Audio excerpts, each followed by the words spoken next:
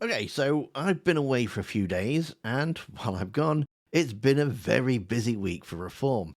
A senior figure has threatened to sack a named judge. Farage has blamed Russia for his money problems. The candidate in a by-election they desperately need to win has told journalists that vulgar tweets are fine because that's what goes on in building sites. And Elon Musk has decided to prefer somebody else other than Farage. But before all that, before the whole week falls apart, Zia Yusuf had already told us exactly what a reform government would look like. In his first act as Prime Minister, he will pick up the phone to the First Sea Lord and order His Majesty's Royal Navy to see to it that not a single unauthorised vessel crossing the English Channel makes it to the shores of the United Kingdom. No foreign court will stop us, because Britain will finally have a Prime Minister who will ensure that the interests of the British people come first. Our Navy will embark on a humanitarian mission to pick up those attempting this hazardous journey, ensuring nobody is harmed and that they will be taken back to France for their own safety. Right, so Farage's first call as Prime Minister is to the First Sea Lord. He's ordering the Royal Navy into the Channel. No foreign court will stop them because they're leaving the ECHR. Anyone who arrives here legally gets deported. Full stop. This has got a lot of applause, and it was designed to. And if you don't look too hard at any individual word, it actually sounds a bit like a plan. So let's have a look at those words. In his first act as Prime Minister, he will pick up the phone to the First Sea Lord and order His Majesty's Royal Navy to see to it that not a single unauthorised vessel crossing the English Channel makes it to the shores of the United Kingdom. Here's the first problem. There is no international water between UK and France. The two countries' territorial waters meet in the middle, which means the UK law applies to any vessel intercepted and the ECHR applies alongside it. You cannot deploy a warship into your own territorial waters to turn back people seeking asylum without immediately triggering legal obligations you just said you'd ignore.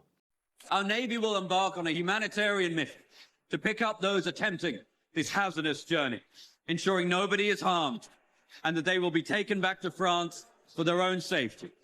So here's the second problem as well. There's France. Back in 2021, France formally protested against the British proposal to use the Navy to force boats to turn around, calling it a direct breach of international maritime law. Boris Johnson floated the idea, France said no, and the plan was dropped. And that's with a government that had considerably less diplomatic wreckage to manage than Farage administration would. You cannot just return people to France without France's agreement. France had not agreed. Zia Yusuf's script does not mention France at all. Here's the third problem as well, the law of the sea. Migrants have previously threatened to jump overboard when faced with pushback, which under maritime law requires rescue vessels to stand down because preserving life is the paramount legal obligation. A Navy vessel cannot watch people drown in order to enforce an immigration policy.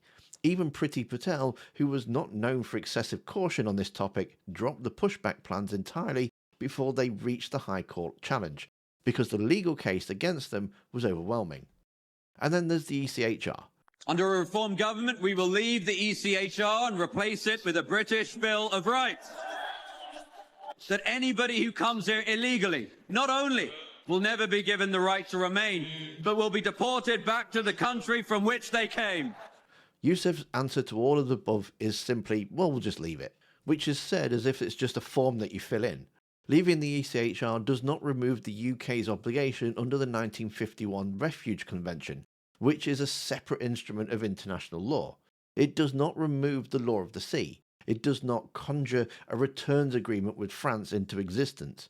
It removes one layer of legal constraint while leaving the most of the others intact, and it creates in the process a constitutional rupture with the implications for Northern Ireland's Good Friday Agreement that Yusuf's 30-second clip does not seem to address.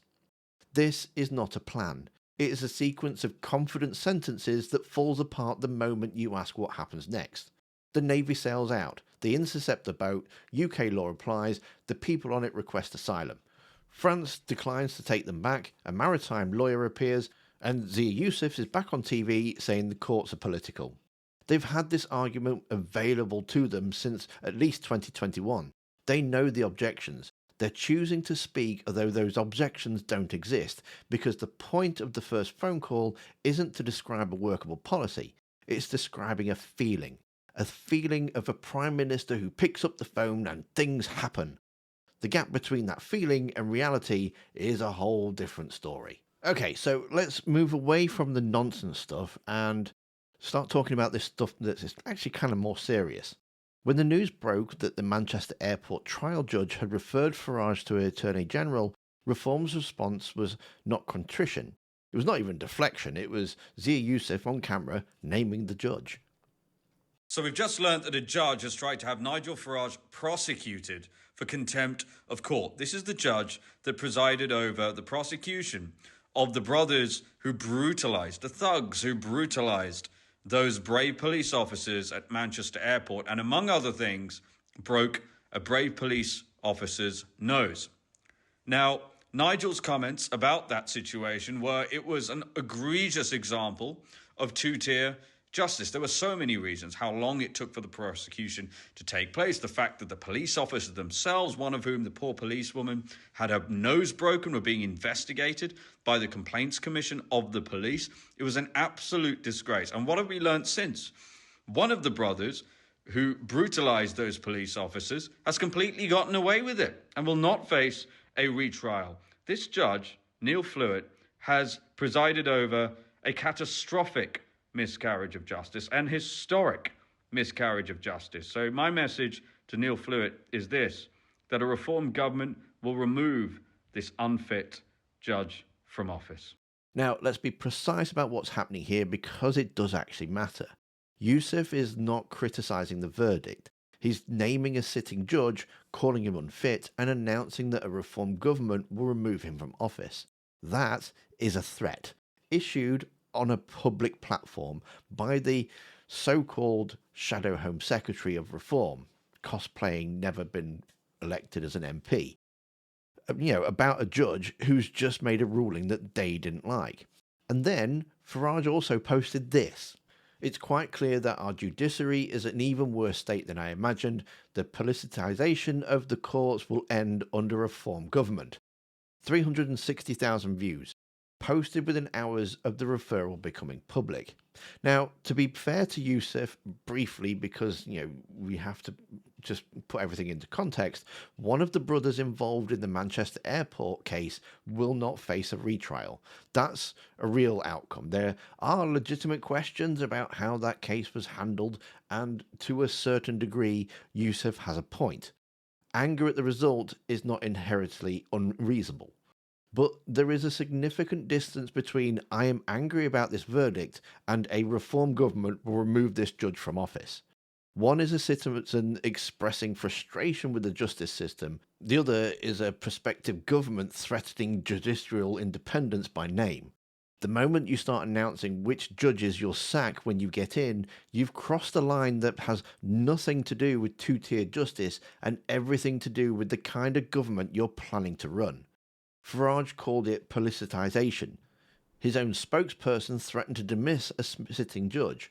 One of those things is actual politicisation, and it's not the courts. The party that says that the judiciary is being used as a political weapon just used it as one. Now, let's talk about the money, because everything else from this week flows from it. Nigel Farage received $5 million gift from Christopher Harborne, the crypto billionaire who lives in Thailand. Now, if you don't know about this, then I've done loads of videos on it already. Go check them out, because it has all the information there. If you do know about it, the very quick recap of it is that he got donated $5 million from Harborne just before the 2024 election. He said it was supposed to be for his personal security, later told The Sun it was a reward for 27 years of campaigning for Brexit, and at some point between receiving it and explaining it, he also bought a $1.4 million house in cash. The Parliamentary Standards Commissioner is currently investigating whether he broke House of Commons rules by failing to declare the gift on time. None of that is the story this week. The story this week is actually how Farage says the press found out about it, and his answer is Russia did it. His position, backed by unnamed counter-espionage experts, is that hostile state actors linked to Moscow hacked his phone, his email, and his bank accounts through a spear phishing operation, and that's how all the details of the donation ended up in The Guardian. If true, this would be one of the most serious foreign interference operations in recent British democratic history, which is why the response from the actual experts matters. Kieran Martin is not a partisan figure. He is the founding chief executive of the National Cybersecurity Centre, the government body that exists specifically to assess threats of this kind, exactly this kind. His verdict was not diplomatic. He said Farage had made a serious national security allegations with major implications for UK policy towards Russia, and had not produced a shred of evidence to support it.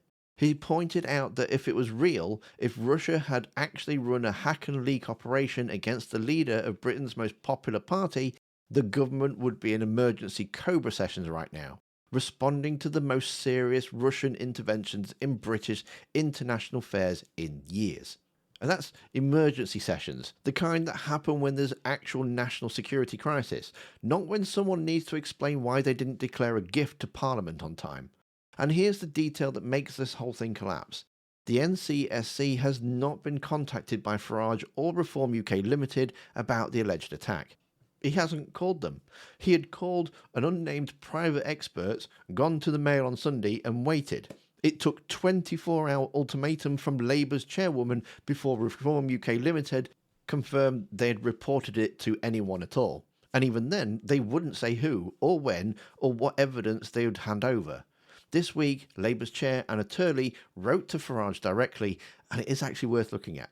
Now, she gave Farage 24 hours to report it himself, otherwise she would do it for him. And I'm guessing that he didn't, because she confirms she personally contacted both the Metropolitan Police and the National Cybersecurity Centre herself, because, and as she puts it, it is in the national interest to do so. But it's in the final paragraph that matters most. She notes that Farage originally described the $5 million as purely personal gift for his security, then changed his story to call it a Brexit reward. She notes he has repeatedly refused to provide a full and transparent account of how the money has been spent, and she asks, directly in writing, whether Harborne was given any other undeclared money to Farage personally, or to any Reform politicians. That last question is the one Russia's story is trying to bury. Not just where did this money go, but is this the only money? Are there any others? The story Farage wants you discussing is whether he was hacked by a foreign state. The story he doesn't want you discussing is how £5 million was spent and whether that is the full amount. The Russia claim is not a defence that he thought it was going to be. It's a door-marked exit positioned directly in front of the questions he doesn't want to answer. He doesn't want people sniffing around his money. It's this lie, I think, is going to be the big one that's blown up in his face. And we're still not finished. I take a couple of days off and there's just so much been going on. So while all of this was happening, Reform UK Limited has got a by-election to fight. Makerfield, a seat that they need. They're within touching distance of Labour in the polls. Elon Musk's preferred party is eating into their right flank, and every by-election at this point is a test of whether the local election results were a ceiling or a floor. Their candidate finally came out of hiding and decided to speak to the press, and it didn't go very well. Like I say, I'm not a polished politician. I am rough around the edges.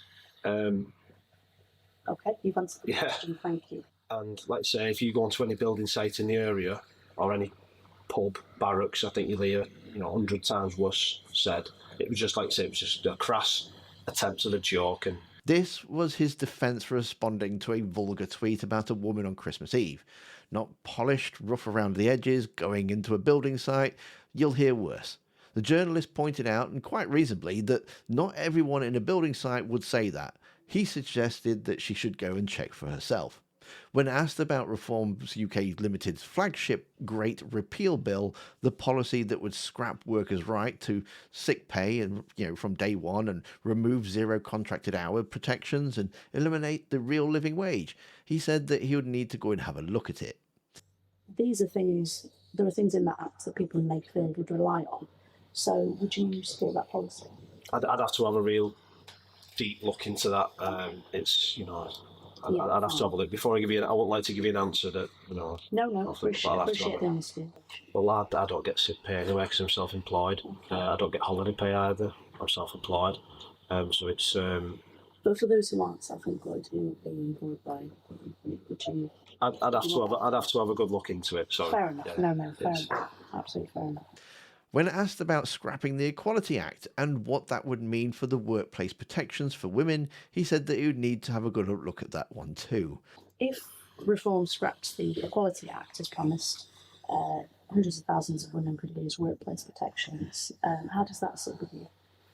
Again, I'd have to, I'd have to have a good look into it to see which protections. I wouldn't like to make a snap judgment on something so important. That's fine.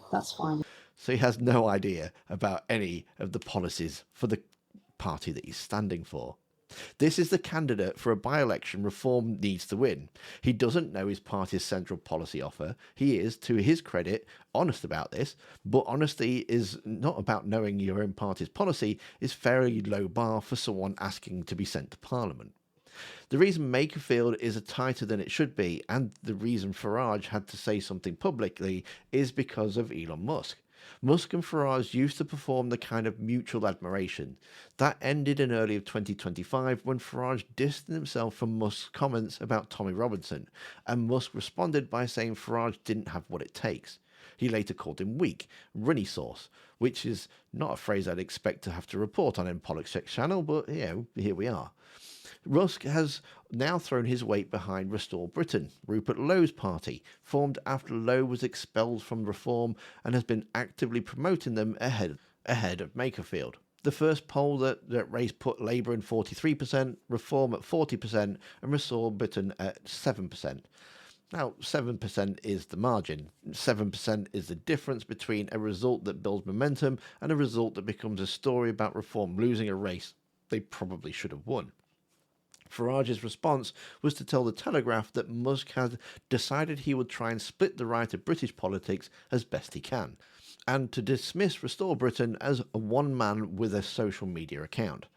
The man who built his entire career being dismissed as a disruptive outsider with a microphone is now the establishment complaining about a disruptive outsider with a microphone. How the wheel turns. So here's what the argument this week makes. A few days ago, Zia Youssef stood in front of cameras and described the opening hours of her Farage premiership. The Navy mobilised, the ECHR abandoned, the Channel secured. It was a vision of total exclusive authority, a Prime Minister who picks up the phone, and the military moves. What the week that followed showed you is who exactly would be holding that phone. A man who received £5 million from a billionaire can't keep his explanation for it consistent and blamed a foreign government rather than just answer questions about it. A party whose response to a judicial ruling they disliked was to name the judge and promise to remove them. A candidate for a crucial by-election who doesn't know what his own party's flagship legislation would do to working people's rights, and a leader who posted to 360,000 people that the courts are political, the day a court referred him to the Attorney General. They told you what day one looks like. This week told you what the rest of it would be like.